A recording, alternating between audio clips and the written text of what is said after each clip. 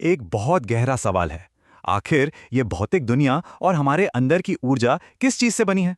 भगवद गीता का 7वां अध्याय एक ऐसा ज्ञान देता है जिसके बाद सच में कुछ भी जानना बाकी नहीं रहता। लेकिन हाँ, इस कॉस्मिक साइंस को समझने के लिए ना एक ऐसी लगन चाहिए जो आजकल बहुत ही दुर्लभ है।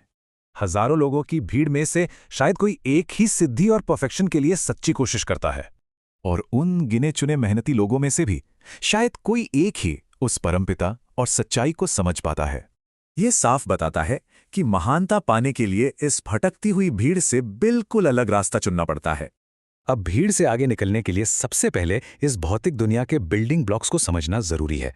धरती, पानी, आग, हवा, आकाश, मन, बुद्धि, अहंकार, ये 8 तत्व मिलकर अपरा प्रकृति यानी लोअर एनर्जी बनाते हैं।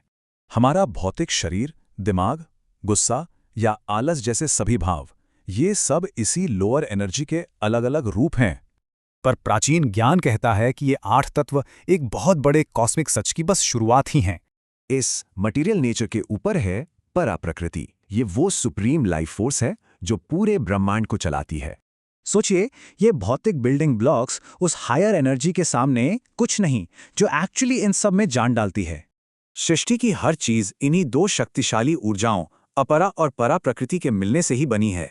और वो अल्टीमेट क्रिएटर ही इस पूरे कॉस्मिक खेल का आधार है। वहीं से शुरुआत है और वहीं अंत। मतलब इंसान का लाया गया संकल्प और विश्वास सीधे तौर पर उस सुप्रीम कॉस्मिक पावर का ही हिस्सा है।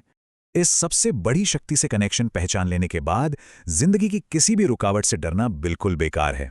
7वें अध्याय के शुरुआती 6 श्लोक यही सिखाते हैं कि अस्तित्व इसी सुप्रीम सच पर शुरू और खत्म होता है।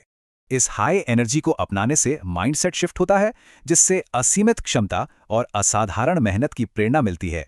तो अब एक आखिरी बड़ा सवाल, क्या इस सुप्रीम एनर्जी को पहचानकर आगे के सफर को शक्तिशाली बनाया जाएगा?